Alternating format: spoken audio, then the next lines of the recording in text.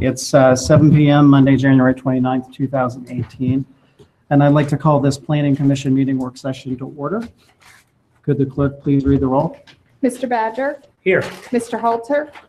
Here. Mr. Prawl. Here. Mr. Volnick. Here. Mayor Riggle. Here. Vice Chairman Mantzoris. Here. Chairman Simpson. Here. This work session this evening is going to be a continuation of our discussion over the cases we heard at our last Planning Commission meeting. There's 4 cases in total.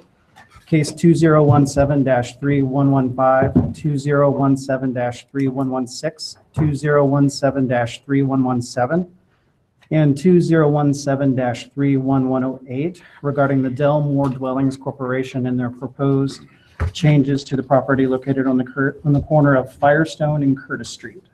So with that said, we may, depending on the hour, allow public comment tonight.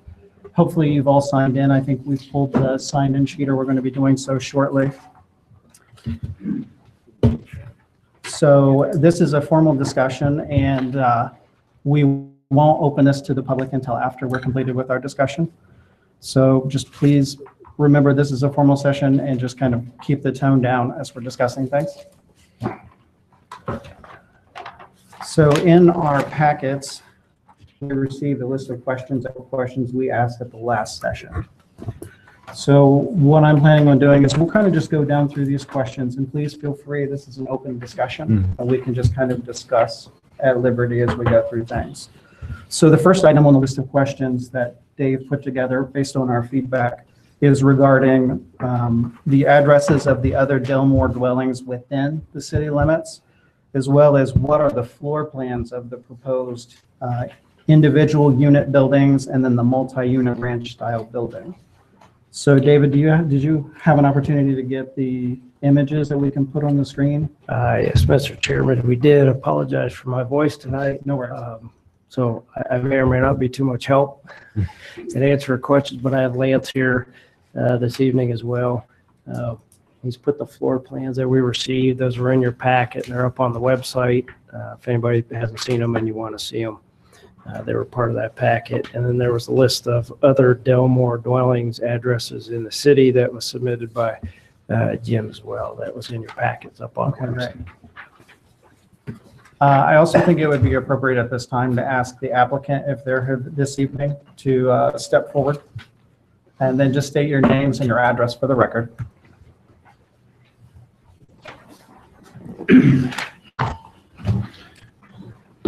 My name is Michael Shade. I'm an attorney at law, and I represent Delmore Dwellings. I'm Jim Wilson, Executive Director of Delmore Dwellings. So can you kind of walk us through the different layouts and what's going on with each of the buildings? While I could do that, I think that our architect might be better his sketches. Absolutely. Just you can come right on up and pull up a chair and just state your name and your address for the record, please. Randall Woodings, Connor Johnson Associates, 400 South 5th Street, Columbus, Ohio.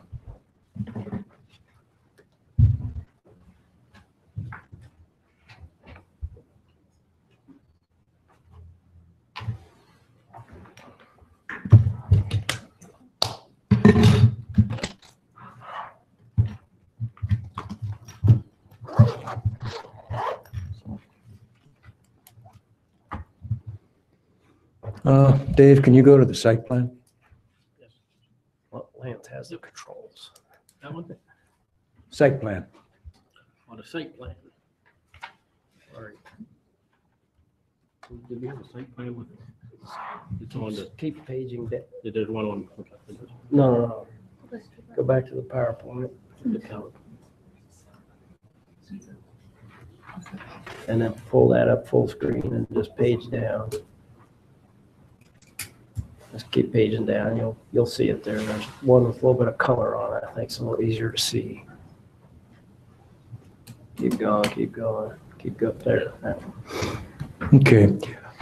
As we look at the site plan, we can see that there are 5 buildings that are sort of square in shape. And those are two-story, 8-unit building each. And the longer building is a 8-unit ranch-style building. And the first plan that you had up was kind of a diagrammatic illustration of the 8-unit, two-story buildings. And if you can go back to that, we can discuss it. That's good. So essentially, you have a main entry, 4 units on the first floor, 4 units on the second floor. Each one of those is a 1-bedroom unit, 650 square feet, kitchen, living room, dining area, bathing area. And if you go to a typical plan, Lance? Next one, or the second? Yeah. We started out with this. No, the other one is fine. Jumped on me. We start out with this, and as we have moved through it, we've got some other ideas that we'd like to do on this, but in general, that's what you've got. Kitchen and bath are handicapped accessible. Our alternate entry is shown on the living area. Bedroom is 12 by about, I can't read it from here, about 13. Range, refrigerator, storage area, typical 1-bedroom apartment. I imagine we've done 10,000 of these all over the country. Some are 540, some are 650, some are 750. They take all kinds of forms in different areas depending on what the use would be. Senior housing, regular housing. Our office has probably done 50,000 units of apartments since its inception in Midwest, Florida, Michigan, all over the country. And there are a total of 5 of these units, correct? There are 5 of these buildings, These buildings. 4 units or 4 units in the first floor of each building, 4 units in the second floor. And 3 of these in phase 1 and 2 of these in phase 2, correct? That's correct. Let's go ahead and go to the big portion of the building first. Next slide, or? I think it's the next slide. This is a diagrammatic slide of that building. There's 4 units on each side of about a 3,000 square foot living, dining, kitchen area. We haven't completed the program yet. The living room I'm showing is 20 by 28, 28 by 28, something like that. It may get a little bit smaller, and there may be another little arts and crafts room put in there. But as usual, the program isn't complete at this stage of the game. There's a quiet library room, a study, mechanical. And if you go to the units, the next one, Matt, Lance. These are very similar to the units that we did on Cheshire Street, the single-family houses. Each person gets a bedroom, a handicap bath, and a sitting area suite, and they can come out into the living room, take meals with the other residents, and have activities if they wish. If they don't wish, they can just stay in their own unit.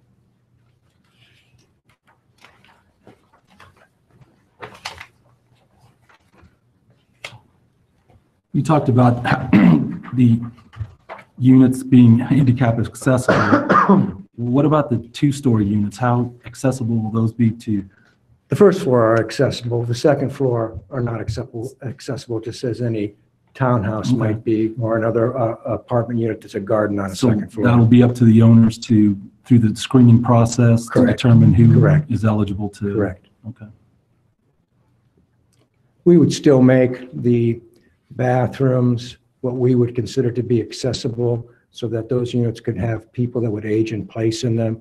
So there would be plenty of room to get in and out of the bathtub or shower.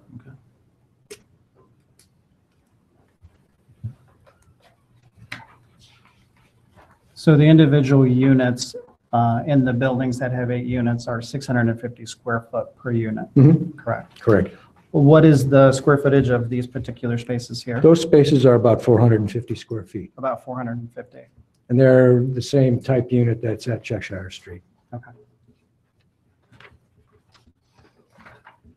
Same square footage as what's at Cheshire? Now, I think these are a little bit bigger. These are a little bit Maybe- bigger. Yeah, I think some of the ones at Cheshire may have been about 430, something like that, that bedroom suite. So this represents something else that's similar in the community already? Similar in the community already.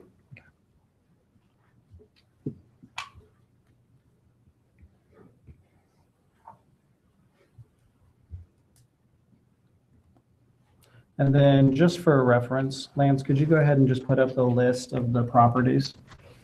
Just for the benefit of everybody in attendance? On the PowerPoint? Yeah. No, that was. No, that would have been in That was back in the most recent packet. The PDF, so I have to go back and down. Go back to the case file. At the top. Oh, Were the properties on Cheshire, were those new builds, or were those converted from? Those are brand new builds. Brand new build. And the square footage you said was approximately about 430 square feet? They were different in that they had a different set within that building. Some might have been 450, Right. a couple might have been 430, just depending on how they were arranged within that unit. So I don't know if you were here at the time or who was representing Delmore at that time, but how did they get around to pass those size of footprint versus what we have today? Because today I think the minimum square footage is 650. Well, they were replacing the 650 for efficiency unit. They were Okay. replacing some units at that site in part they weren't, but it was also, they have a common area. And so apportioning the common Oh, okay. area to the unit size really got them over that square footage. Additionally, it's a single-family Exactly. house, and those are bedroom suites within it. Oh, I see, okay. They're not really, they don't have kitchens per se Right. within those units. Right. It's a bedroom suite in a Right. single-family house. That's When you a look garden, at the that's a ranch definition of house. Dwelling unit, you had to take it total over there. So the process to get those approved would have been a little bit different than what we're facing today. That was just administrative on Cheshire Street. So for the benefit of those who can't see the screen, because it's a little bit challenging for even myself. So you currently have a total of 56 apartments or suites, if you will, throughout the community.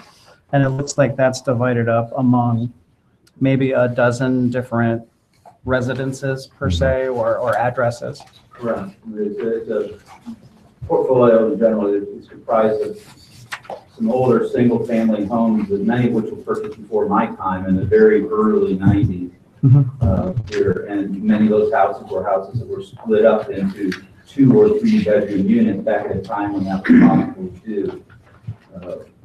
And then many of our other number of properties here, multi-unit properties. Yeah. Mr. Chairman, do you want us to try to find another chair so that Jim can come up and Yeah, I think be on the that, microphone? yeah. Well, we, Not fine, right? okay. That way you don't have to shout.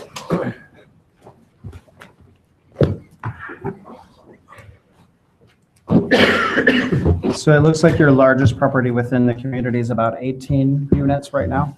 We have, on Park Avenue, we have an assemblage of 4 buildings that are immediately adjacent to each other that, just for reference, there are 4 buildings on the south side of Park Avenue, immediately to the east of the Ohio Wesleyan soccer fields over there. And there's a total of 18 units amongst those 4 buildings on what I might add is a far more dense distribution or site arrangement than what would be permitted today. Those buildings were built back in the 1960s and after that. But we have 18 units there. They're in a fairly compact space.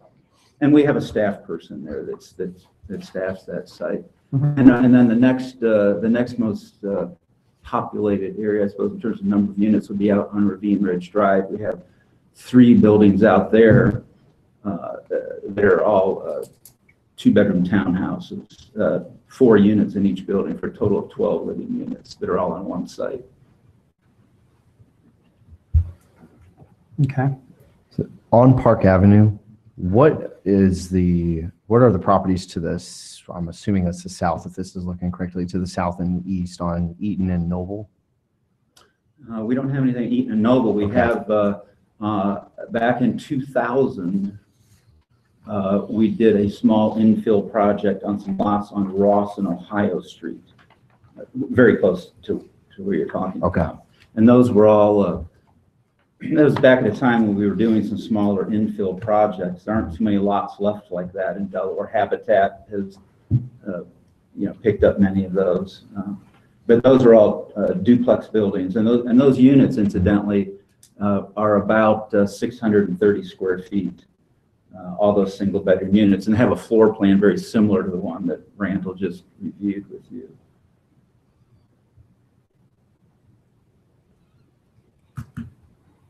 We also have some units that are also 630 square feet that were built. It was the first project we did when I came here in 1994. They're over on David Street, just off of London Road. If you're familiar with where Banks Farm Market used to be, until very recently the building's been raised, but we have some brick duplexes that you can see as you come by London Road there. You can see them more easily now that the building is taken down.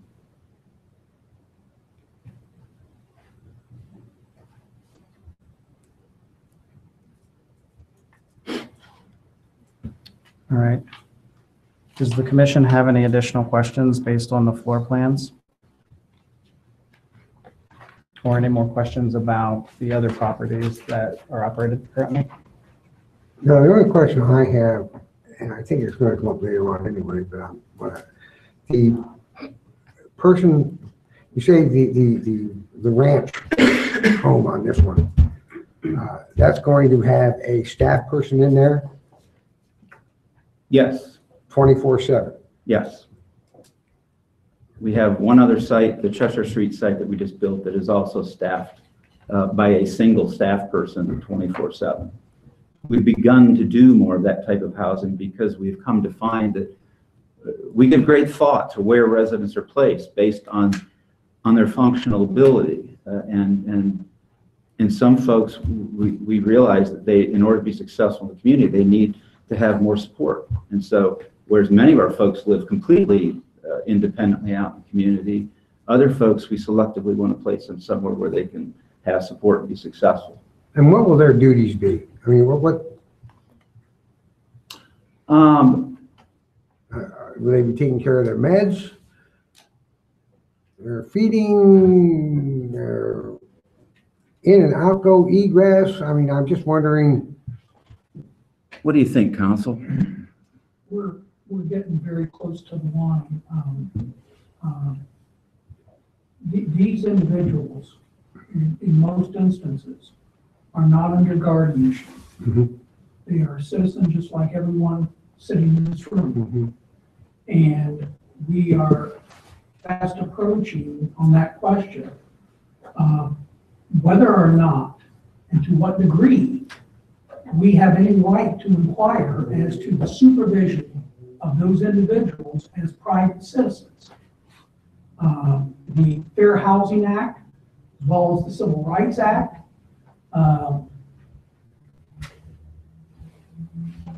let's just say we're concerned about those lines of questions and how we can respond to them without being violative of federal law.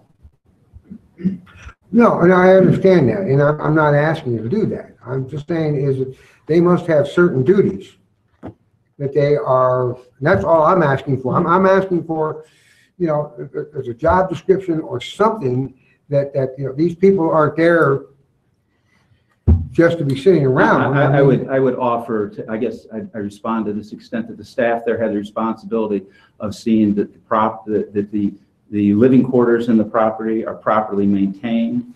They assist in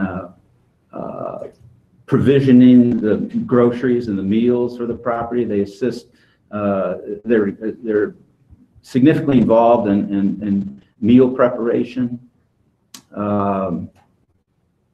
They are responsible for the security of the property and for the safety of the residents while they are at the property. Mm-hmm. They are also, they help to coordinate, I would say, to to make sure that folks get to appointments. They help to communicate and coordinate with service providers to those residents to make sure that folks don't miss appointments that they might have. Okay, now, but not only just for those living in the ranch, but somewhat for the others too? I mean, I'm not sure I can respond beyond that point. I mean, discussions I've had with council is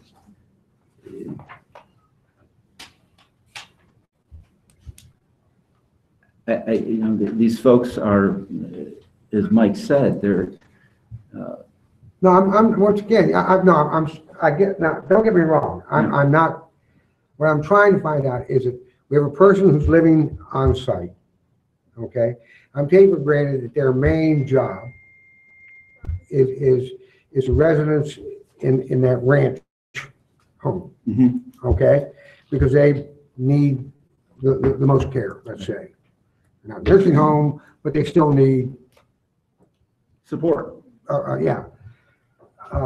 But they're also watching the rest of the property, not necessarily going over to each house or whatever. But I mean, I would say this, that the expectations of the staff would be to extend that same responsibility in terms of the security of maintenance of the property, to alert our maintenance department if there are maintenance needs in any of the buildings, to periodically do inspections of our apartments as any landlord would, to ensure that the apartments are being properly maintained by tenants.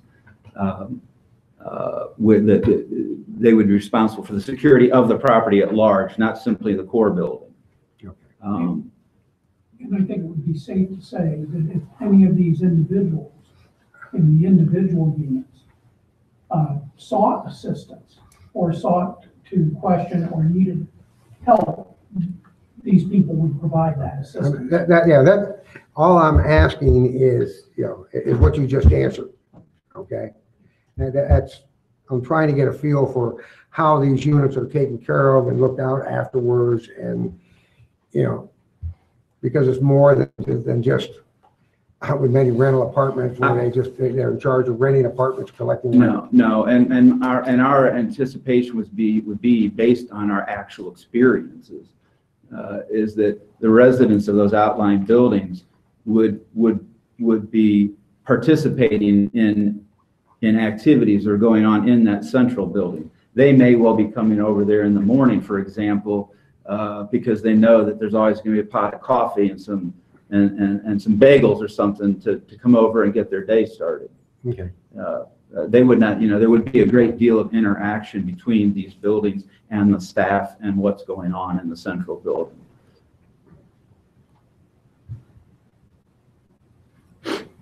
And in the standalone buildings with the 8 units, there is a full kitchen. And in the apartments with the longer building, there is no kitchen. I think there's maybe a microwave And mini fridge in each unit, That's it. just to give folks a sense of an independent living space that's complete. They're able to keep food, keep beverages in their own living unit, and yes.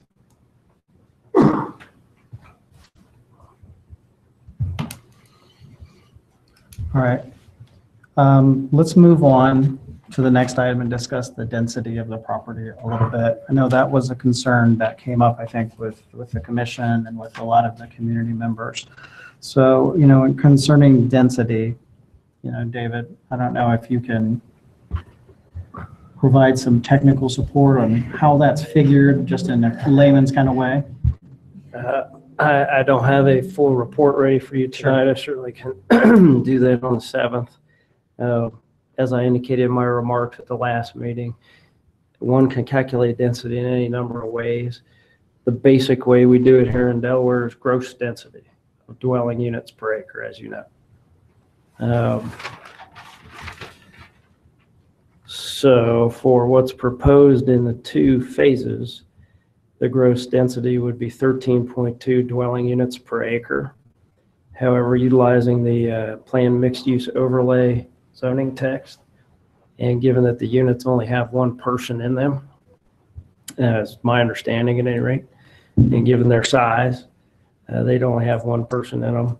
That equates, and we can write this even more specifically in the zoning text if council at the end of the day sees fit, to 13.2 people per acre as well, as opposed to a normal, market rate rental unit in the city, which has, on average 3 people in the unit, according to the census. It could be 2.5 to 3.5 people in the unit on average.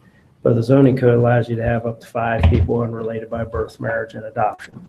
If you have a family of 10, then you could theoretically have a family of 10 in a house or something like that. I don't know if you want some more on that. That's on that particular site. Phase 1, if it was phase 1 only, and you didn't do phase 2 because that was maybe out years, and still a question of whether they do that in the future, that'd be 32 units on this acreage, which is about 8.81 dwelling units per acre, or again, about 8.81 people per acre. Obviously, you can't have 0.81 of a person, but we typically round that up, obviously. And the surrounding properties are a little hard to figure. I mean, one is manufacturing. We went through this last time. One is a vacant but previously used Salvation Army and church site that at the time of occupation had many people on the site at any one time, but not particularly living there. Hidden Ridge Apartments, there's a bigger map there. Hidden Ridge Apartments have 60 dwelling units, 60 apartments on about 5.92 acres for a gross density of 10.14 dwelling units per acre. But factoring again that they're a mixture of 2 and 3 bedroom units at Hidden Ridge. Again, if you use that, 3 people per unit calculation, that could be 180 people. Sure. Per acre, or 180 people or 30 people per acre. Curtis Farms, obviously a subdivision to the west. That was approved in 2003 preliminarily, 120 single-family lots and 31 acres approximately. That's about a 3.84 dwelling units per acre. So again, to my remarks earlier at your other meeting, this is clearly a lot that provides a transition between a number of different kinds of uses. What the magic number of density is, I can't tell you that. Obviously, the remarks we heard last time, there was quite a lot of question about, is this the right density and intensity for this particular piece of property, which I think is a very fair thing for the community, for you, for the ownership to talk about. And that's well within the purview of the existing zoning and conditional use permits, let alone a rezone. I can't give you a magic answer to what that should be, though. That's okay. And I can provide any more that you want. There's any number of ways to calculate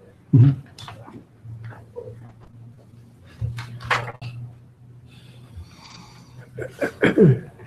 So right now, you guys are looking at units. You're hearing kind of the public concerns about the density. You've heard a few concerns from us. So I'll ask the question. I mean, do you guys have a minimum number of units you need to provide for the funding that you're looking for? I'm not sure I have an answer for that. That's okay. As of this meeting, we're going to try and pull that together for the next meeting. Okay.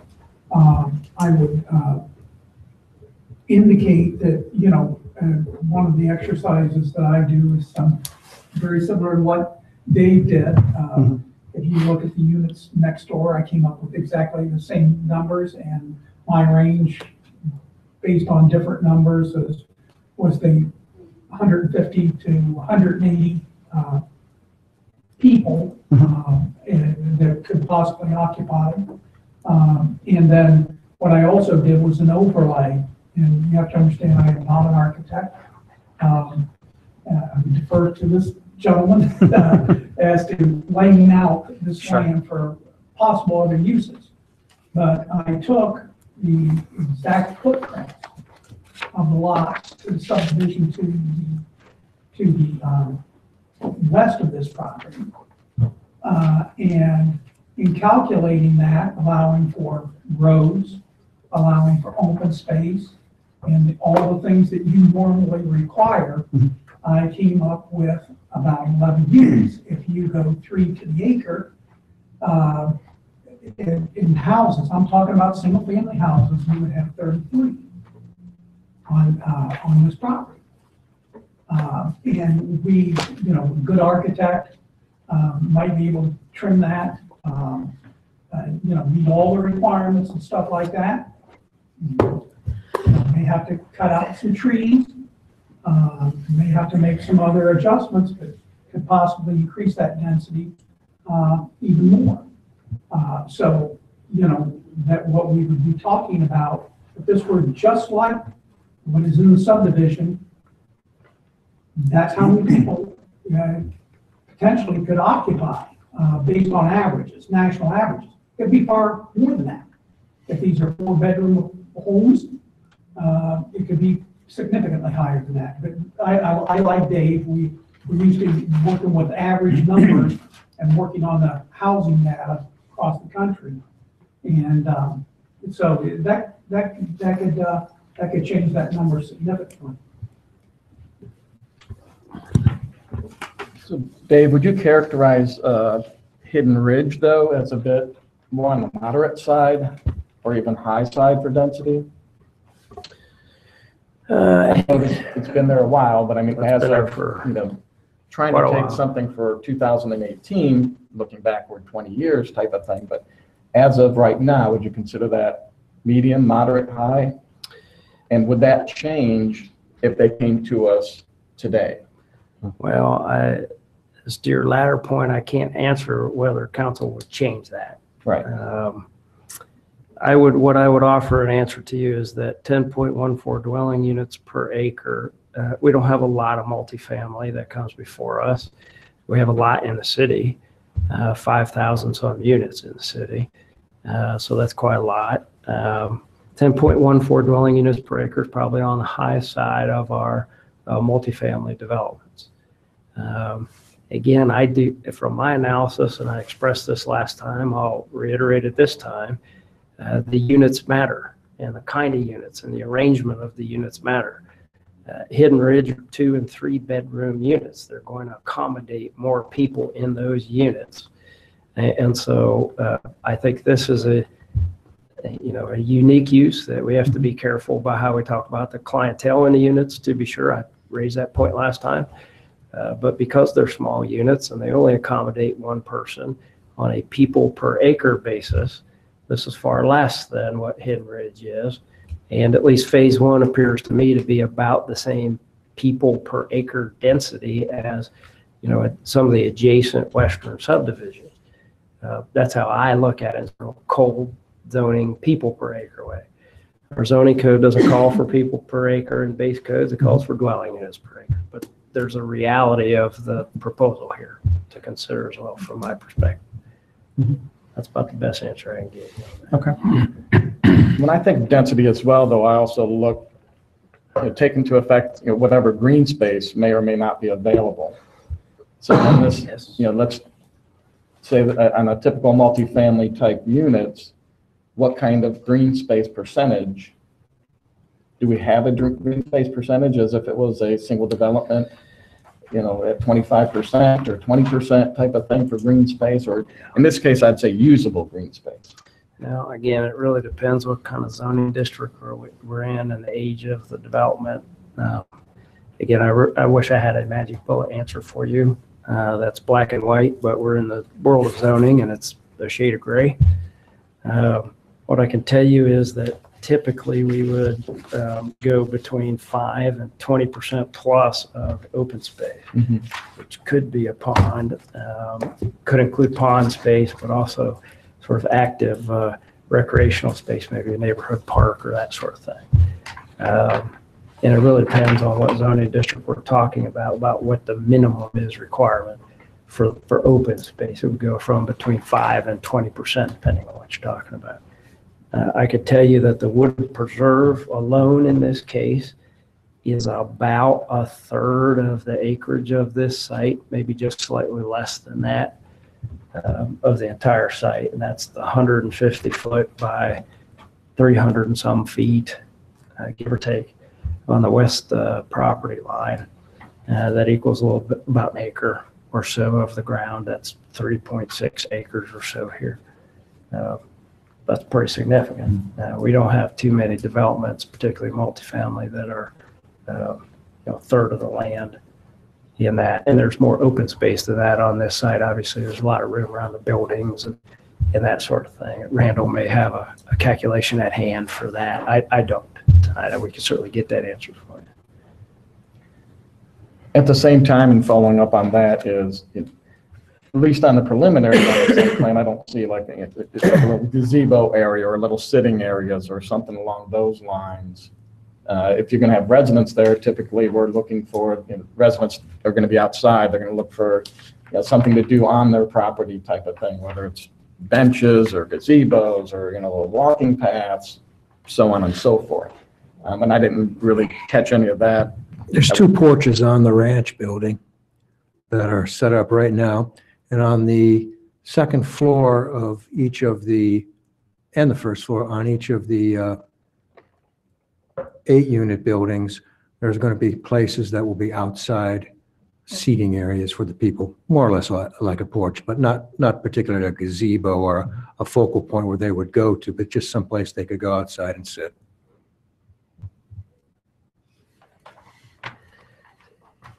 Commissioner, typically we would require that in multifamily or in a single-family development. So I think that's what you're alluding to. Yes. Again, being a planned office institutional district with that use, I think pretty clearly proposed in this case.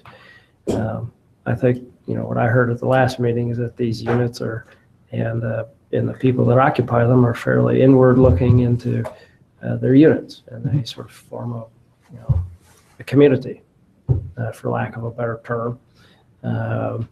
And so you certainly could require some of that in this case. I think that's fair to talk about, but I think you probably should get some feedback from the applicant as to if they want to do that, if that's the way you want to go as well. I don't see a lot of room on the site for that as proposed. If phase 1 and phase 2 are done, if, obviously phase 2 doesn't get done, you have, some acreage over there that you could have parking, and you could have walking paths, and you could have gazebos or whatever the amenity would be. You could have some, depending on the final design of the pond, you could have some seating areas and that sort of thing. There is some room for that in even what you see up here.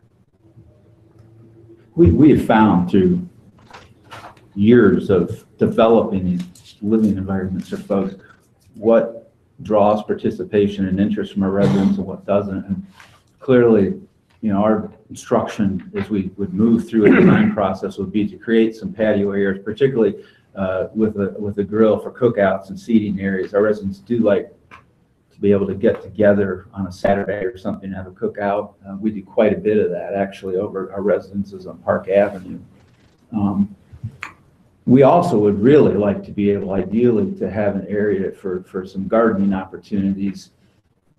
We always think that would be a great idea.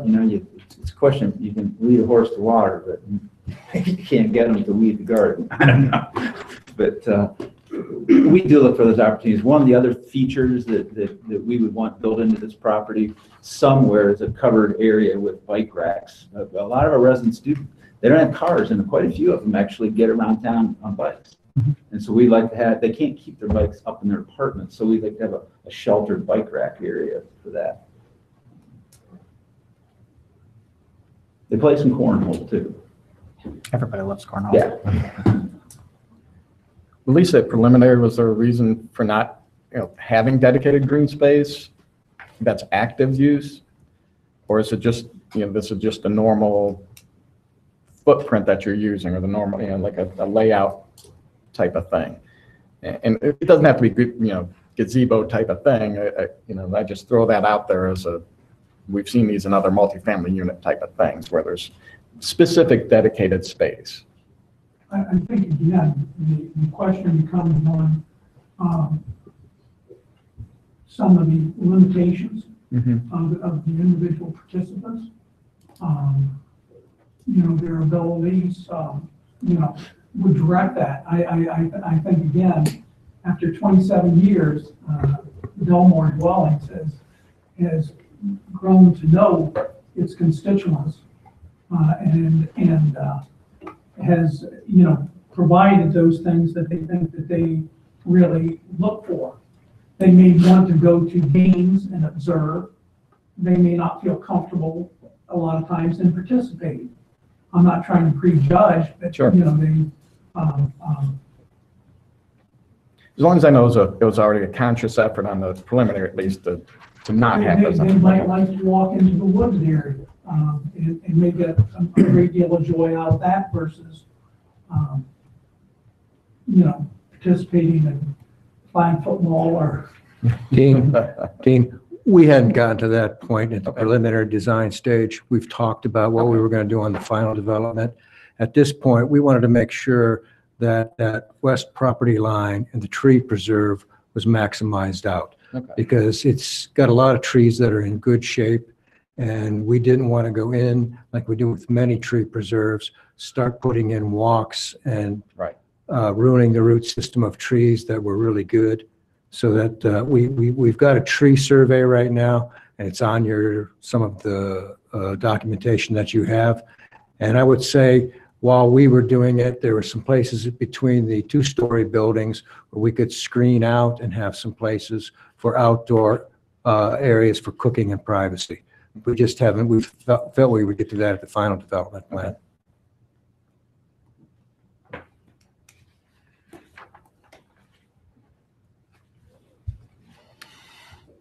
Does the commission have any other questions regarding the density on this project? I don't now. I'll admit I did at first, but when you started looking at the number of people per unit, that, and that this is a regular apartment complex, instead of having 2 or 4 units upstairs, you just have 2. Mm-hmm. Okay? Because they'd be forced to be bigger. I mean, you'd have to have 2 or 3 bedrooms. So all we've done is basically taken what would have been 2 or 3 bedrooms and make them into 1 bedrooms, because that's the need of their constituents. They don't have families, and so why would you build if that the needs are for the individual, then why would you have the 2 or 3 bedrooms? The day may come where you may already have some now where you have more than 1 bedroom in, but as of right now, this is what the need of the community is. I'll tell you that there have been times, and there aren't many opportunities left in the city anymore, but in earlier years, there were occasionally multi-unit buildings that became available that we've purchased. Ravine Ridge would be a good example of that. Out the 3 buildings we have out there, they're they are relatively small 2-bedroom townhouses. We purchased those, and many of those units have a single occupant in them. But the reason we did it was purely economics. That we were able to purchase those units on a basis for far less than we can build new, and so it made economic sense for us to do that. Additionally, at the unit at Park Avenue, when we did some renovations on it, there were some handicapped people in there that were in wheelchairs. There were 2 bedrooms in those units, and the 1 bedroom we turned into a walk-in closet, essentially, because a person in a wheelchair can go into a bedroom and lay things out in a manner that it's easier for them to grasp. We all go into a walk-in closet, and it's 2 rods, a shelf, shelving, and everything else, and we can move in it. But someone in a wheelchair or that is handicapped with crutches or a cane, it's much easier for them to go into a room-sized closet and see what they have and access what they have without having a lot of trouble. The way that actually functions, we have one gentleman over there that probably talking about who's a double amputee, a pretty severe double amputee. And another gentleman's had multiple strokes, is wheelchair bound. And those rooms, they're able to move out of the handicap shower, roll-in shower area wet coming out of the shower, and they're able to come into that other room and use it as a place to dry off and to get dressed. There's a lot more room to move in there. It's kind of a wet, kind of a semi-wet area for them to transition from the bathroom. And it's worked out really well for those folks.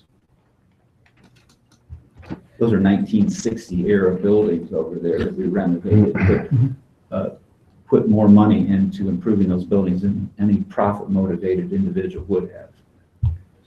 Okay. Mr. Chairman, I think kind of germane to your discussion, right now we have in the PMU overlay zoning, restricted the number of units. I guess a question I would have, not that I'm on a commission, but just to maybe help this discussion a little bit. Jim, would Delmore have any issue with adding to the limitation of that use 48, as is proposed right now, 48 units or 48 people, whichever is, I guess, less? It's the same, but so that we have a people restriction in there as well. So it's one person per unit.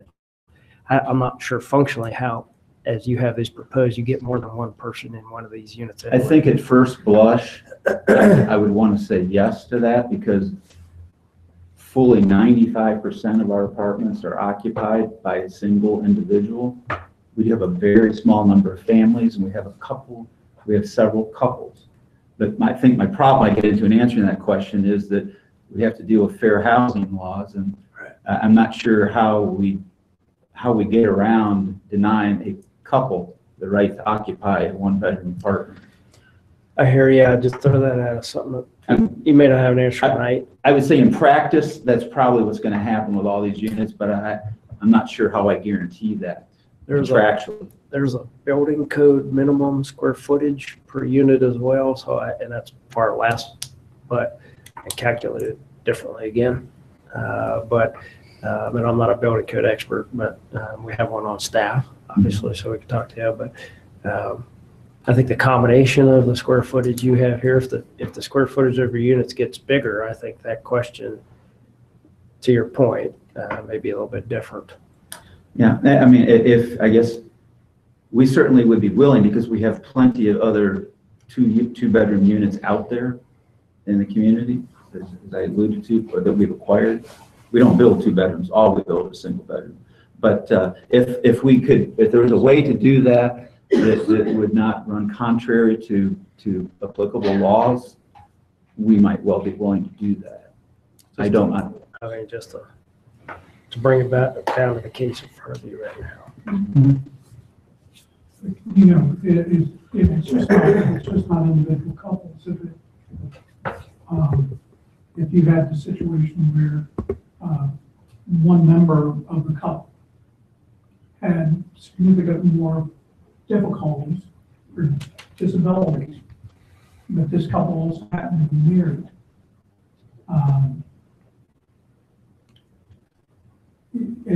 I understand. We indicated, we're starting to run up against the line again. So. Yeah, the other complicating factor is the laws are fairly clear that if you have an individual is permitted to have, the law protects the right to have even if occupancy is restricted, they're permitted to have a live-in aide who is not on the lease at a property.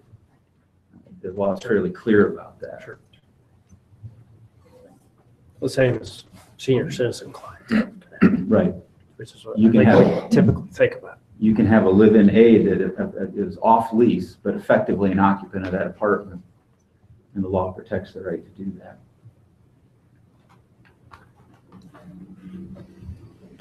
Since this dovetails with the density conversation, is there any concerns from this body regarding the 650 square foot units that have both bath and kitchen and the 450 square foot units that have a community kitchen and living area?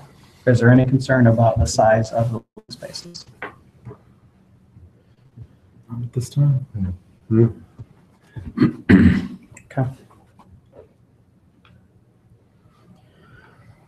So the next item on the list of questions is regarding safety and security. The applicant went into some of the safety and security items with your question, Commissioner Halter. Are there any additional questions from this body regarding safety and security of the residents Well, I was not concerned about the security or the safety. I was just wondering what the Okay. responsibilities would be. I also look at it as far as number 3 and even number 5. All the years I've been on here and all the apartment complexes I've seen come through, and a couple of nursing homes I've seen come through, and housing districts, I don't think that question was ever brought up. You know, what about the safety of that apartment complex or of that housing district? You know, I don't think it's, as Dave explained, you know, we're part of running up against the wall on that one too. But, you know, I don't see why this one is a problem when the police chief has already said they're not a problem. But that's I tend to my agree. feeling on it. One of the other questions on here was accessibility for residents. Does this body have any questions, the applicant, regarding accessibility for the residents? No.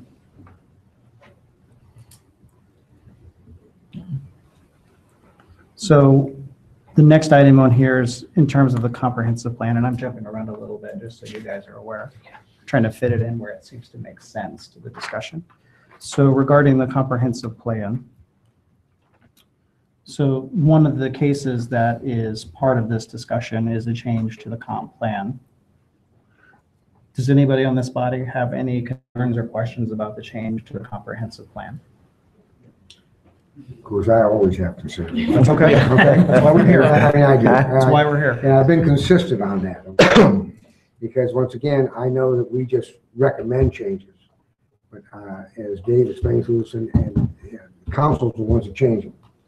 So, you know, but as I say, I've always had problems if we're to spend that kind of money on a plan and then just, you know, kind of change it as time goes on. That's always bothered me, okay? But the only good part about it, I don't have to change it. That's true. I let you guys do it. You're just either recommending or not recommending. That's right. Mr. Chairman, I'm sorry, I do have a point in regard to that. Just want to reemphasize really from what I think I made at your last meeting. The property owner has rights of development on this property to the extent that the plan office institutional district allows him rights. Whether I like it, you like it, he likes it, or anybody likes it. Bottom line. The purpose of the comprehensive plan amendment is to be consistent with ourselves and how we've made decisions, at least in the 13 years I've been here. When we apply a planned mixed-use overlay zoning district, we tend to also amend the future land use map to a mixed-use designation. That is a very rational decision, in my judgment, by council through the year. You have to do that in this case. No.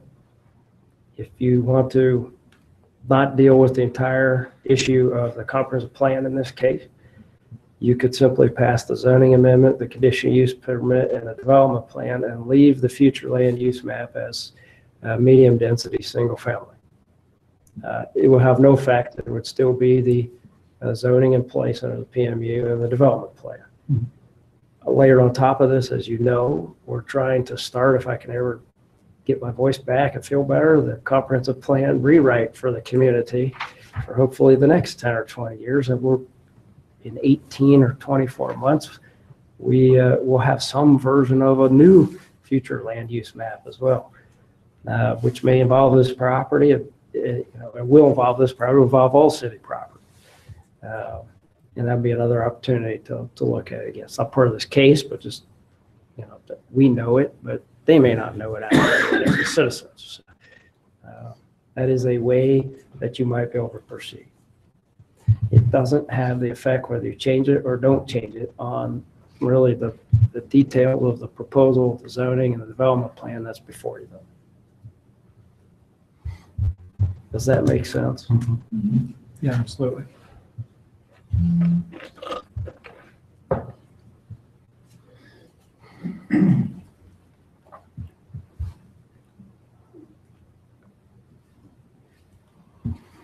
All right, let's talk a little bit about parking. It's a little bit further down our list, but I think it's a good question to just kind of touch on again. So we know currently, I believe is it 48 parking spots being proposed for the 48 residents? No.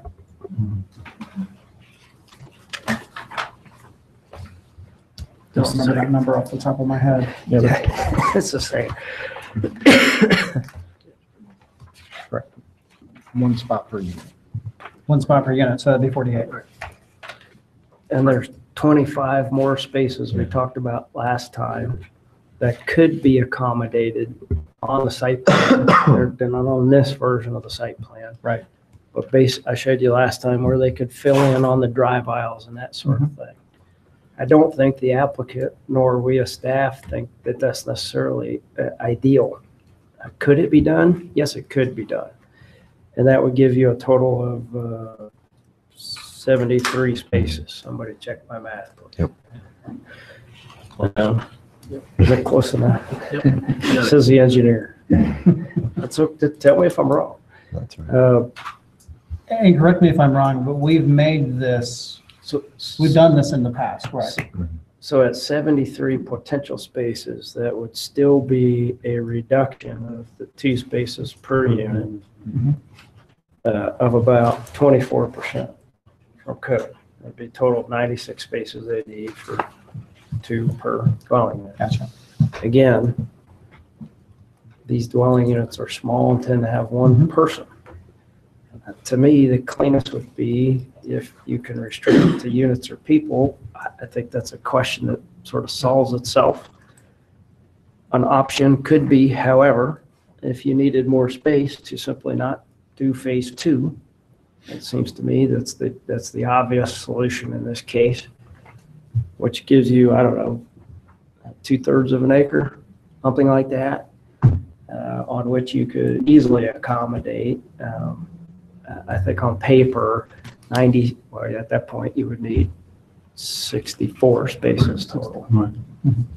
But I think we don't want to, we have a strong tradition of not paving more than we need, but giving the city the trigger to pave more if we notice a problem. For instance, if there's cars parked up and down Firestone or something, we'd put a trigger in the zoning text that would allow us to say, hey, Delmore, you got to put them in. I don't think there's room for, it's a balance on the site. I'm not sure there's room for that many on the site, actually. Sorry. On the, we talked about various ways of calculating dwelling unit rate or all that stuff. 1160-104 says residential parking is 1 per 2 beds. So that comes back to the 1 person per unit. To me, that kind of fits the situation that we have, and it's in there for a reason. I mean, you don't have necessarily a vehicle for every person in every bed, but if you got for 2 beds, got to have 1 vehicle. That seems like that would fit real good to me, the way I read it, if I read the zoning code right. So, Again, as I mentioned at the last meeting, we did a parking study, a vehicle ownership study of all the housing we have in all 4 counties we operate in, and the rate of vehicle ownership is 39% of our residents, largely because they can't afford to own cars. I've been by several of them in the daytime and the nighttime. Park Avenue is a great example, okay? There was room in the parking lot no matter what time I went by. I wasn't doing, a Tom Moody when I was out inspecting the city or anything. You weren't snapping photos. No, but I went by during the daytime because by the way, you've done a great job on those properties on Park Avenue. Thank you. Those are phenomenal. Nobody Compared to what they were. Nobody in their right mind would have put the money into them. Yeah, but the parking lots had a lot of open spots. And then last weekend, when I left my business, it was late in the evening and I went by them again. Because that always tells you what they're like. Yeah. It's as you said, it was evidently they don't have cars. I had a similar experience on Cheshire Street. I've just been kind of paying attention since we first heard the case, just because I wanted to do my due diligence. And there's a parking row out in front of the Cheshire Street project that I think maybe can park 4 cars. never seen a car parked in that space. I think it's more of a pickup drop-off for folks who are picking up the residents. That particular property would be a location where those residents would be the least likely of a resident population to own cars. Mhm. That largely what you have there is Data has a stop there. Yes. And you typically, the cars you see parked out front are probably family members stopping by to pick up their one of our residents, or maybe a service provider, a case manager stopping by to see a resident. Mr. Chairman, I just want to be clear. I think because we have somewhere between 3 different use categories here, potentially, I don't disagree with Mr. Badger's parking assignment. You could make that case. We took the most required under zoning, if you called it all multifamily, is 2 per unit. So that's where we arrive at our numbers. Just want to be clear about that. That'd be the kind of the worst case parking scenario, I guess, is another way to think about it. My concern on the parking is really the location of them, at least on the proposed site plan. And there's no parking spaces inside the first building. I believe that must be building B. I don't see any designated parking spaces in front of that building. Which one? The southwest. That one right there, yeah. What we did there is we wanted to keep green space as close to the street as we could so that we could hide parking and keep the parking areas not as visible, maybe have places to plant more trees, more grass, so that it looked more residential. That's why we took some parking and pushed it all the way back. We wanted the street view as it was going down the street to be as nice as possible. And I get that. It's just for the residents themselves, whether it's a pickup, drop off, visitor type of situation, what kind of distance would you be looking at for them? We could move some parking. Resident, whether We could move some multifamily parking down a or little bit. or something No, like we that. could move parking down a little bit The, and just do it on one side of the street. And then screen it out with effective bushes or trees or whatever. Randall, correct me if I'm wrong, but wasn't that one of the areas for the additional spaces potentially? I was going to take some of the spaces that are shown and put tree islands in and move them down so we have a net. If we had to go back and put it in, Add it. we would add it somewhere else. I mean, it could be done. Yeah. Okay. It would be similar with any type of, any other apartment buildings that have come up as well, as far as access for EMS and fire insurance and those type of parking type positions. Whether it's taking them off the top right on that in the phase and moving them a couple over that way and adding a little green space, a little bit buffering to the northern neighbors as well type situation.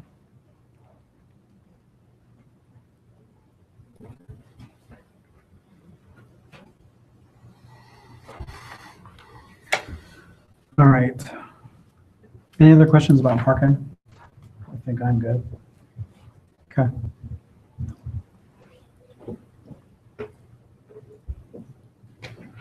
Kind of feel like we've hit on these other questions. Yeah, I mean, based on what I'm seeing here, I feel like we've vetted through this pretty well. Do you guys have any other questions you feel are outstanding that we haven't answered during this discussion process? Since I wasn't at the last one, maybe you did cover this and I just missed it on the audio. What kind of buffering do we have to the northern property? That's not a mounded situation, right? That's just strictly a tree line? There's a line. At least on the, again, on the proposed preliminary. Easier to see on the aerial. There's a line of existing trees that is proposed to be preserved as much as possible given the layout. Okay. And that's about it. You could certainly add, there's some additional landscaping around the parking lot stuff, but not a lot. And so it could be enhanced by a fence or a wall or more landscaping or, any of that kind of stuff. The concern is that if you're going to have parking on the other side of it, and those are typically pull-ins spots, and you just have lights, on the cars going into the next, the northern property. So typically you would be looking at really pretty dense dense type of, whether it's a mounding that have been done in the past or just dense type of? It's a good point. The base code would require a minimum 3-foot tall, barrier for the headlights at planting, or could be a fence, could be a wall. We've done it in several different ways. Typically, it's bushes, but it could be any number of those things. Could be a privacy fence along the property line, could suffice for that as well. Dean, when we did that study with the tree species, all of those trees weren't laid out on the drawing in relationship to the property line. So some of those trees are on the other side of the property line, some are on our property line, and we've got some area there where we've kept that in as much as we possibly can.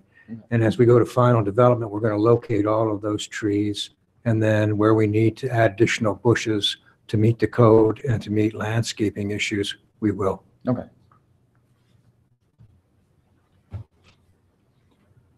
Okay. Any other questions for staff? Not for staff, but for the applicant. Jim, if you could honestly just tell us, how critical is phase 2 to you proceeding with the application to obtain your grant to do phase 1? The point I'm trying to make is that with phase 2, I think you have an opportunity to address and be successful on some things that you mentioned earlier this evening, creating a garden space for the residents, a sheltered bike rack, if necessary, an area for more parking would be available. How critical is eventually 3 to 5 years, as you state, raising the ranch style home that's there and building your 2 8-unit buildings?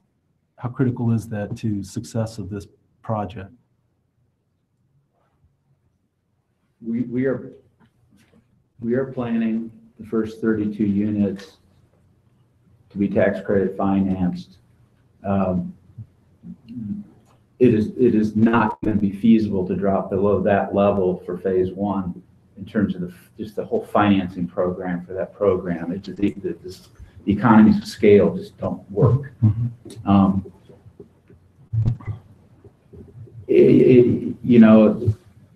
The other units would be done independently with other types of financing. We don't think, based on some of the conversation here, I think there's some sense that this is not a terribly dense development plan in many respects. We have 57 people on the waiting list right now that we're doing nothing for, that need this type of housing to have more success in our community. So I think that's how I respond to the question. Is it critical to our organization? Does it make or break this initial phase? No, but our organization has a mission to serve some of the most vulnerable folks in this community, and this is an opportunity to really have some significant impact to do that. And that being said, I think that we'll give some thought to that between now and the next hearing in terms of what's possible. Okay, thank you. If I could also add,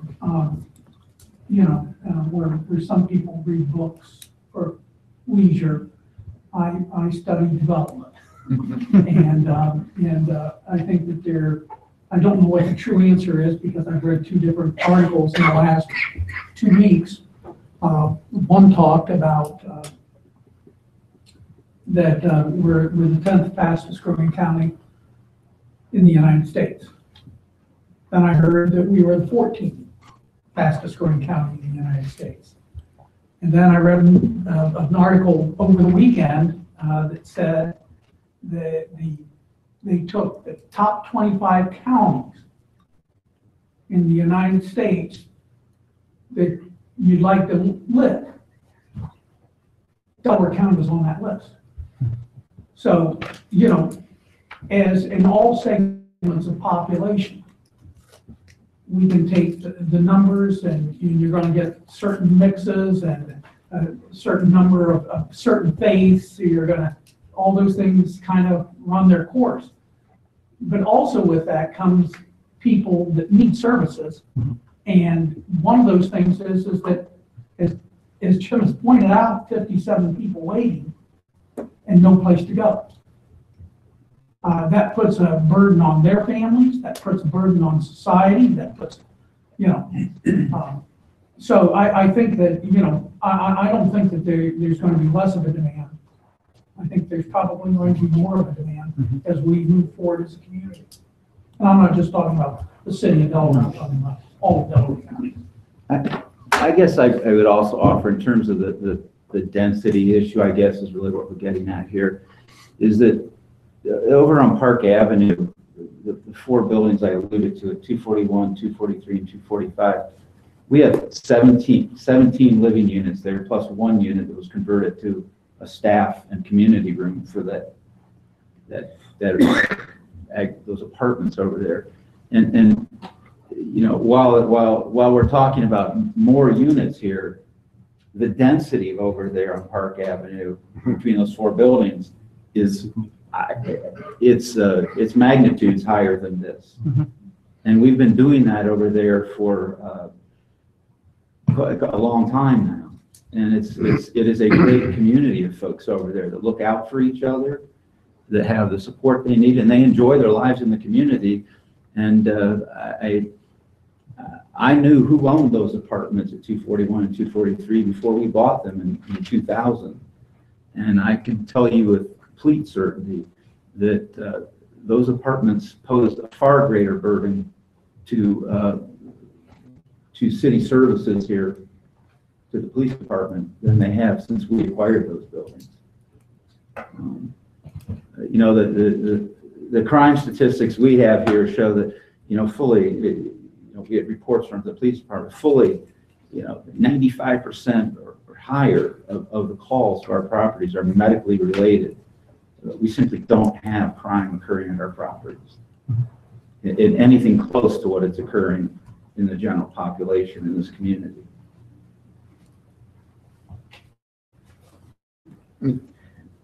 My only comment would be, phases of projects change, whether it's a smaller two-phase project like this or a larger 21-phase project that you're seeing down in the southeast type of thing. Whether it's a 3 to 5 year build-out type of thing, phases change. I take phase one, which is really before us type of thing, or at least we're talking about now, and utilize that as my starting major criteria. Things change in 3 to 5 years, whether it's economics or just phases change in projects. We don't have the financing in place to do these additional two buildings right now. Oh yeah, none of the builders in the southeast, according to the city, have it either yet. So and they're in the phases 20. So. All right. Any additional questions for the applicant or for staff? All right. Thank you very much for coming in tonight. At this time, we are going to allow members of the public to speak. I would like to limit everyone to 3 minutes. Again, we had a large public debate, or we allowed a good opportunity for the public to speak at the last meeting, and we heard a lot of the concerns. So if you come forward to speak tonight, please be brief. And we'll collect any questions, and at the end, we'll provide as much answers as we can. Just for your reference, the next Planning Commission meeting is going to be held on February 7th in these chambers. With that said, let's see what we have on the list tonight. So, Mr. Craig, Simpson, can I make a quick, yes, for the absolutely. record type comment? Is this the record regarding how Yes. this is a body of residents within the community? Yes. So, yeah, I think one thing Mr. Paul and I talked about before the meeting, before you is a body of volunteers who volunteer to be on this planning commission. Some of us work in architecture, some of us are realtors, some of us businessmen. We do this voluntary, and we are looking out for the constituents within this city. So our goal is to find a happy medium for everybody, and at the same time foster growth within the city, good, positive growth. Did I miss anything? No, other than as an advisory board for city council. Oh, that's a great point too. Yes, we are just an advisory board. When we vote on a case, however we vote on it, that's a recommendation that goes to our city council members. Ultimately, the city council will review the case in the same capacity that we do. And generally, they'll go through 2 to 3 readings, at least 3 readings to make decisions on these cases. And as you know, the city council is made up of elected officials, so their job is actually a really tough one. Again, we're volunteers who are appointed to this position as stewards of the city. So we're very much residents of the city. We're homeowners and property owners, just like everybody out in the audience tonight. So just something to think about. So with that said, we'll go ahead and open this up to public comments. So again, I'm going to limit the time to 3 minutes tonight. Craig Campbell, if you could just say your name and your address for the record. Yes. Yes, please. My name is Craig Campbell. I live at 183 Curtis Street, and my house is roughly 4 houses down from where the site is. And at first, I have a general question. How long has this site been zoned as it is now? Because forever now, we always thought it was zoned residential. We knew the AMVets owned it. We knew they wanted to put a bar there. We knew they couldn't because the church was across the street. All of a sudden, we found out that somebody bought it and they want it rezoned, which apparently now it has been. We thought it was always residential. This has blindsided the Curtis Street's residents like you would not believe. Now, in this world, everybody on the panel has to be politically correct and have to watch what you say, just like Mr. Shea did when he was up here. I can tell you what Mr. Wilson told me. Mr. Wilson told me he's going to put 48 individuals there and that they were going to be self-medicated. There was no nurses, no doctors, 1 staff at night. That's what he told me, with 48 individuals. This will be by far the biggest facility he's got. It's not a residential setting. This is a facility. That's how I look at it. I'm sorry, I have to. I'm 4 houses down. I don't understand why this board or the city can't put residential housing there. And here's why. Curtis Street is simply dangerous. Curtis Street is dangerous. At the wrong time, somebody's going to get hurt. The S-curves, the darkness, the rain, the water lane in the streets, super dangerous. It honestly is. I've seen cars race side by side down Curtis Street. When the people at Hidden Ridge Apartments, and I'm not trying to jump on anybody's back or anything, but I don't have to be politically correct. I serve for my right, you know. If the people in the apartments find out that these people have their own self-medication and they can have at it whenever they want, what's going to be across the street now? They're going to intermingle. You know they are. They are. When this question was brought up to Mr. Wilson, he says, I'll put a fence up. No, that's not going to cut it. No, it's not going to work. The only direction that these people could take a sidewalk, and I hate to say these people because trust, I have a huge family. I have disability right next door to me that I help take care of my next door neighbor, right? She's sitting right back here. She brought me in. I am not an ist of any sort, none, zero. I have served with men of any color dramatically in crazy situations. I don't have an issue with anybody. The issue is there is only 2 ways of sidewalk to go from this site, either down Firestone or down Curtis Street. If they go the other way, they're going to get run over. They're going to get run over by semis, concrete trucks, the train, whatever else is coming around. And trust, I drive through there all the time. I live there. It's my house. It's where I live. And my wife and I are looking for grave plots right here in town because this is where we're from. This is our roots, you know. I don't know. I don't know now. Am I out? Apologies. If you could please quickly wrap up. Okay, look, the site is too dangerous. I firmly, honestly, truly believe that it is too dangerous for what they're trying to do.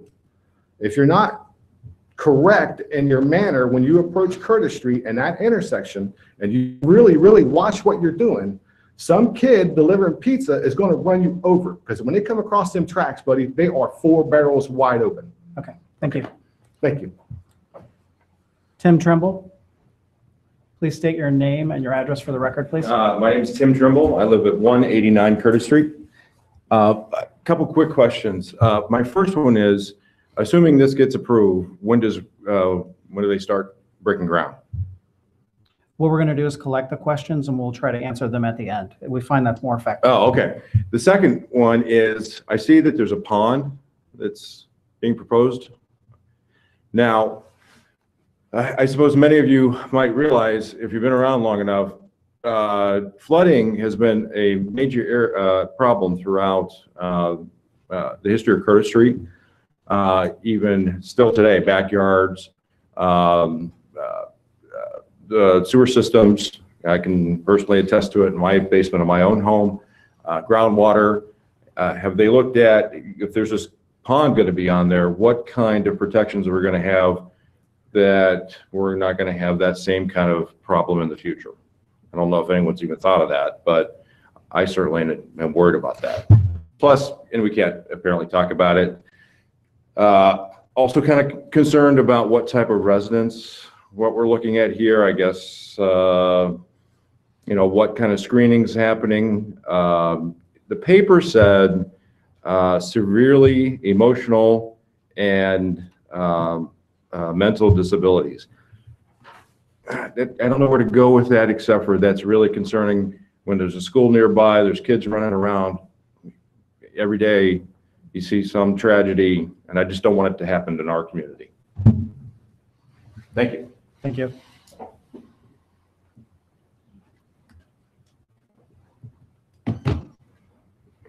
Hazel Moxley.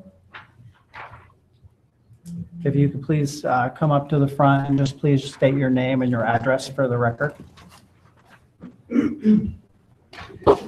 My name is Hazel Moxley, and I live at 72 Colfax Court. And one of my big concerns is for safety.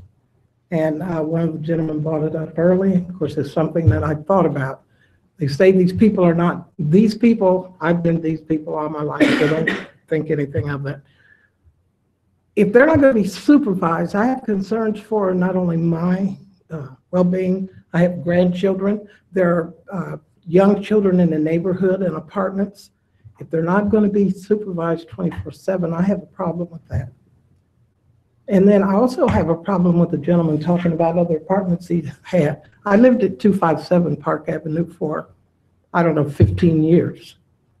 I don't see any great change. There's nothing for the better because of his apartment buildings there.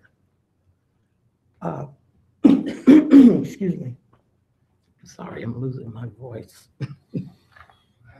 But what I'm saying is all of the addresses that I saw on this board up here, and I'm familiar with all of them, I've lived in Delaware all my life, are predominantly black neighborhoods, and they're poor neighborhoods anyway. I don't see anything in any of the neighborhoods. Of course, I don't know where these people live. The gentleman said that I couldn't ask questions about whether or not these people would be supervised. I'm sure he won't ask questions. They were going to be in his neighborhood. So these are just some of the concerns that I have about this dwelling. Okay, thank you.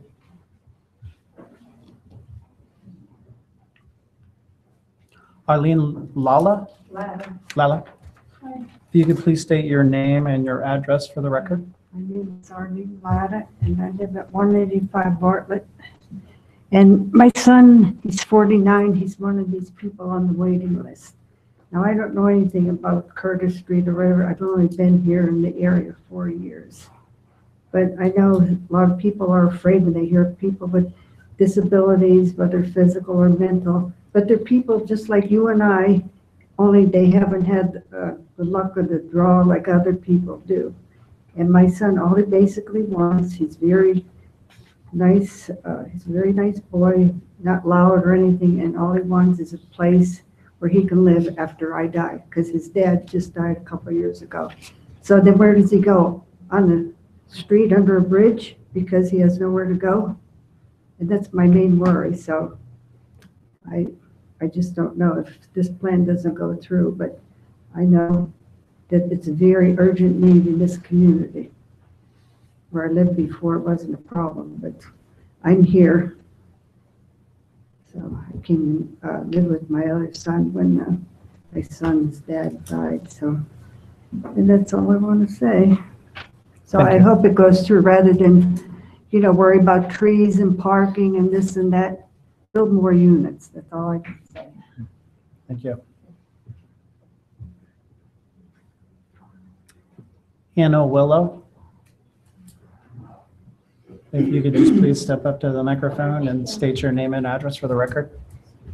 My name is Anna Willow. I live at 56 Lobdell Drive in Delaware, Ohio, and I'm a resident of the Curtis Farms neighborhood. So I'm going to talk quickly because I know the sand is ticking. So our neighborhood is a cohesive community. It's filled with families that have young children who play outside without fear of traffic, without fear of crime, and that is an incredible and too scarce value in today's world. So we cherish that. I would hate for anything at all to happen to threaten that wonderful value, and I'm sure that others in my neighborhood would agree with me. More than anything else, my plea is simply that residents of our community have their voices heard and our questions answered. Believe me, I have complete empathy for people who are vulnerable in lots of ways, both in my professional work and in my life. I want to make sure that it does not come across otherwise. But I'm really worried that the proponent of this has not been straight with us and has not opened channels of communication. First of all, we heard, the first I heard about this was driving by and seeing the sign. The next thing I heard was coming to the meeting and seeing that this is for an affordable housing development. And at the last meeting, it was discussed that the development was not necessarily affordable housing. It was almost no income housing for people who are disabled and handicapped and all kinds of other things. But when you look up Delmore dwellings, what comes up is that it's for people with severe persistent mental illness. So I'm still very confused about what is going to be happening and who in fact will live there. The area does not have any activities or recreation or services, and I second the person who said there is nowhere to walk that's safe.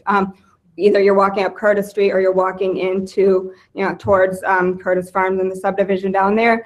More than anything, I just want to say I have serious concerns for my children who play outside. My children get on the bus within sight of where this development would be. In the morning, in the wintertime, they get on the bus in the dark, right? Because that's how the buses roll.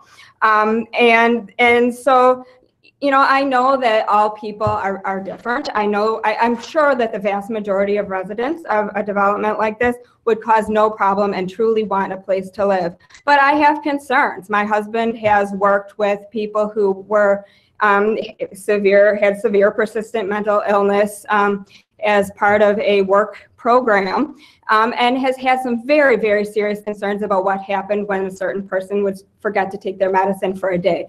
And the people in his place of employment were very threatened and honest to God worried for their safety.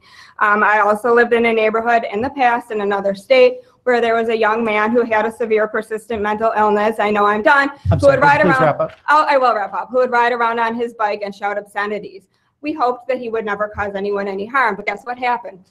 Kids stopped playing outside and people were scared. And I just don't want anything like that to undermine our community. And I hope that the channels of communication can be open and we can be assured that we will have a voice and that won't happen. Thank you. Thank you.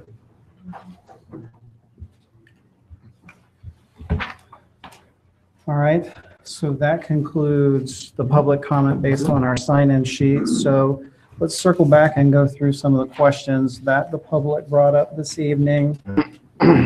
So one of the first folks who spoke this evening talked about how long has this property been zoned as it is? I don't know that we know the answer to that. Chairman, I don't have that information right in front of me at the desk tonight, but we can certainly make sure you have that as part of the packet for the 7th. But it has been quite some time, and I believe before actually the Curtis Farms development came in, for what that's worth and how germane it's worth. Today, the property is zoned POI. Could we ask the applicant to come forward? These next few questions, I think you guys should be able to help us answer.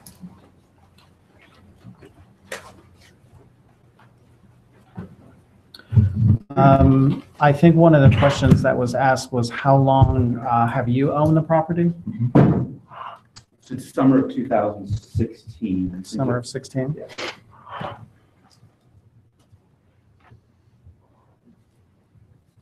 So, I would also indicate that sure. land was zoned as it is today. No zoning request has come forward, no applications have come forward. This is the first opportunity.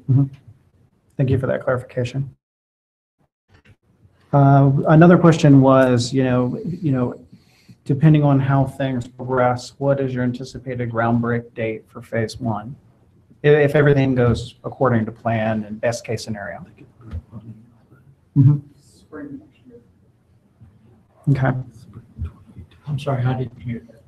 Spring of 19? Thank you.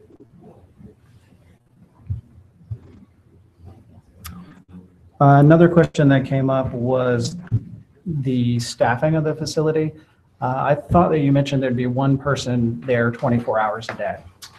Is that There'd correct? be a minimum of one A person. minimum of one person there. 24 There hours would a be, day. during the daytime, we tend to move other staff in that do other functions and with respect to supportive services to a lot of our residents. We expect those folks some of them to work out of that location, both to provide support there. And there would always be a minimum of one, but my anticipation would be there'd be more than one, certainly Monday through Friday during business hours. Sure. I think it's very understandable that you've got folks who are rotating between properties as well based on demand.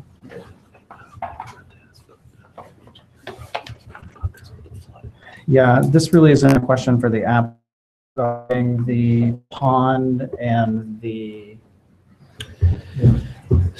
water management. This is a rezoning and a preliminary. And so I'm not sure engineering has concluded, in a final way, the design of the pond, but in general, and Jonathan can speak to that, he's here from our engineering department tonight. Excuse me.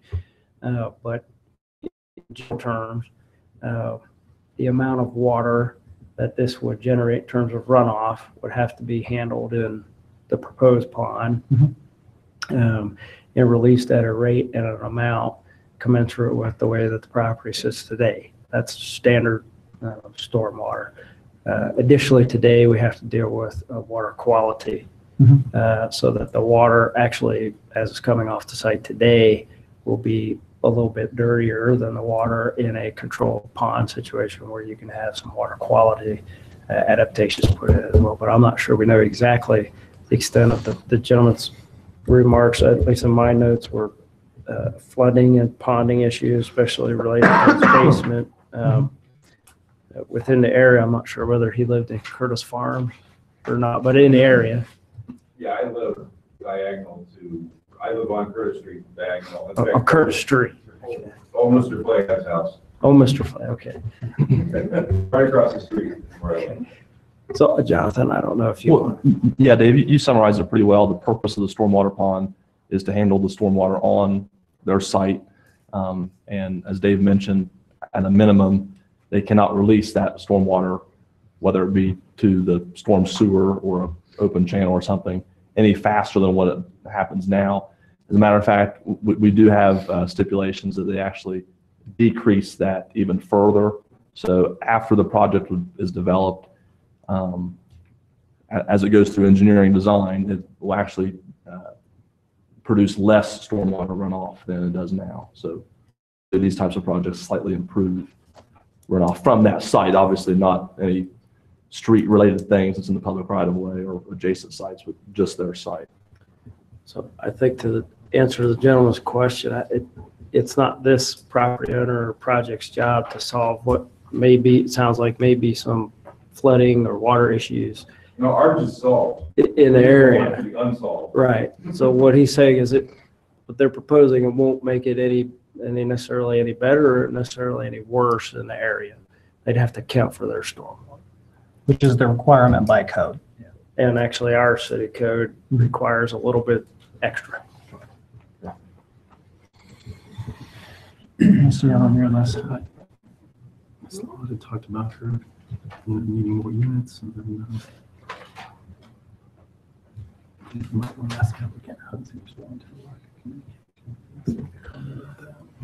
I think I can help there. One of the comments that came up was regarding the lack of communication. Unlike a traditional developer does this all the time, he admitted in the first meeting, development is not his forte. So I don't think there was any trying to pull the wool over on anyone's eyes.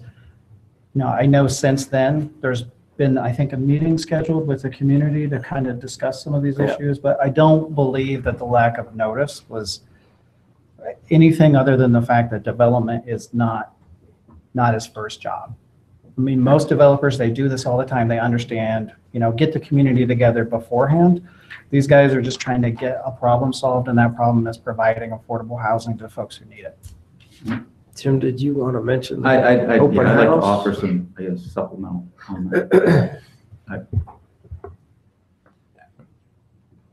We take responsibility as a small locally based developer,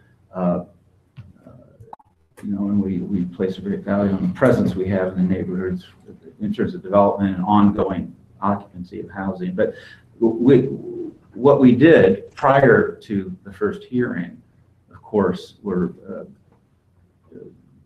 hearing notice signs were placed as were required. We also, I went around personally and spoke, knocked on doors and spoke specifically with the immediately adjacent neighbors to the property, because they clearly were going to have some concerns about the proximity of this development. I felt it was a courtesy to at least let them, and I gave them some of the early development information, the site plan, some elevation sketches, so they get an idea of what the buildings would look like.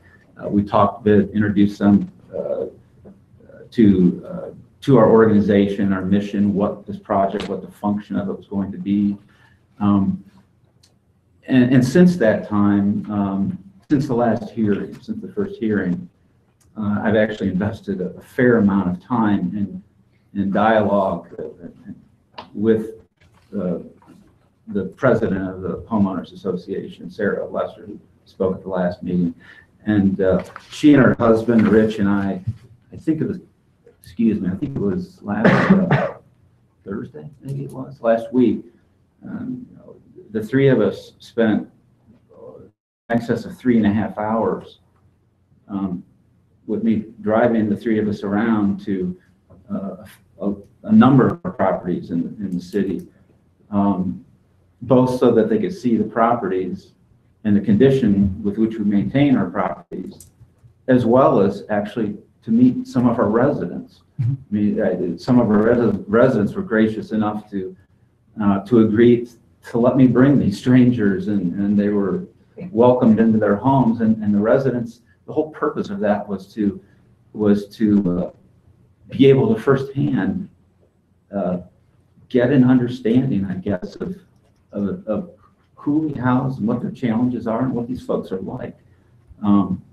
We also, during that tour, met, I introduced Sarah and her husband, Rich, to some of our staff at our Cheshire Street site. The woman who is our supportive housing coordinator for all of our staffed housing sites was there. And I also took Sarah to a site we have on North Liberty Street, and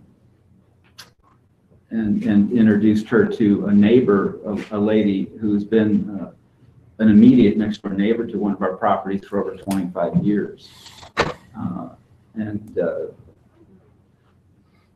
I felt it was important to do that, you know, to try to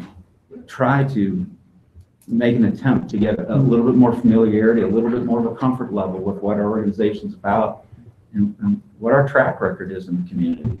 As I said previously in the communication, we've been doing what we've been doing for nearly 28 years in this community, and many of the people in the public, in this audience, on the commission, many of you have never heard of our organization before until this matter's come up.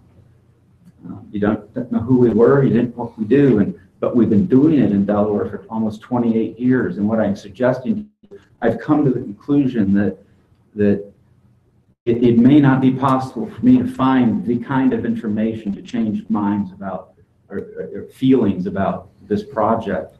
And so I posed the question, if what we're doing out in the community in the manner in which we do it and the manner in which our residents live in the community, if there was a problem in those neighborhoods,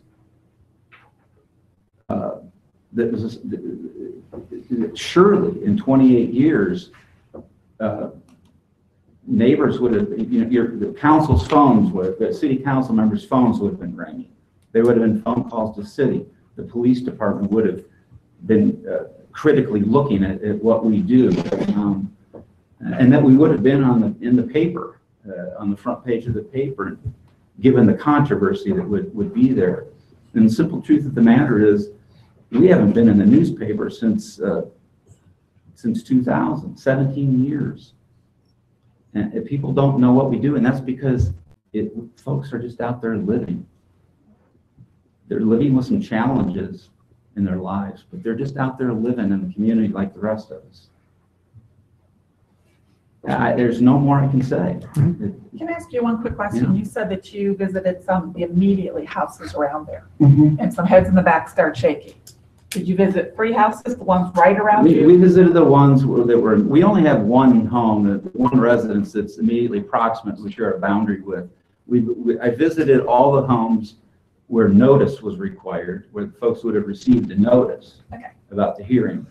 And, my experience has been that with this is the first time we've ever gone through a full rezoning of a piece of ground in 27 years. My level of certainty was fairly high that we'd be having conversations with neighbors. Did I go out with brochures and canvass several hundred houses in the single family neighborhood? No, I didn't. I didn't do that. I had to have faith that representatives of the homeowners association would come forward and represent the interest of their association, and in fact that has happened. And I've spent a considerable amount of time in attempting to provide information to those folks. And for the record, how many feet away from the property do you have to visit it? 150, just so that everybody's aware of that. So you only have to visit people 150 feet away.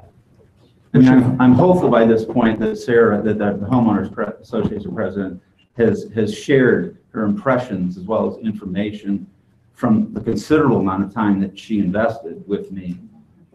I can't have the conversation with several hundred people. There has to be a line of communication. So, Well, to be clear, commissioners, he doesn't have to visit any of those people. Exactly. The notice goes out. I think we recommend, and we recommend, you ask us to recommend applicants in cases where it's appropriate to be good neighbors and good potential neighbors and go out and meet with the neighbors. We use the 150 feet as, that's where our notice goes out, and so that's a logical place to start. But obviously, between the last hearing and this one, and our phones and emails, many people know about the case. So at least that's good. Have an opportunity to have input. I went out and put up zoning hearing signs for the February 7th meeting. And there may have been a confused conversation because I'm not sure whether that was a requirement or not. Well, there's only businesses. But there's signs up for the next meeting as well. I'm not sure. I drove by the site today. There's a sign up for the next meeting. It is on the property. It's clearly displayed. I'm not sure that we were required to do that as a continuance of an initial hearing, but they're there. We were not required to do that. Not required technically to do that, but I think it's a good. We did that. There are signs there for the next meeting. Is there an open house as well?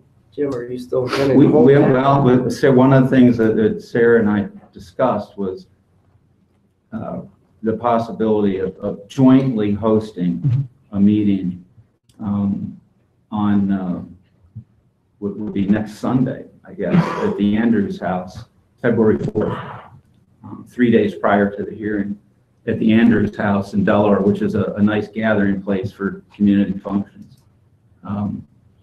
And what I hope to offer there would be again, to try to build some understanding, maybe increase the comfort level a little bit of what we do, who we do it for, how we do it, why we do it.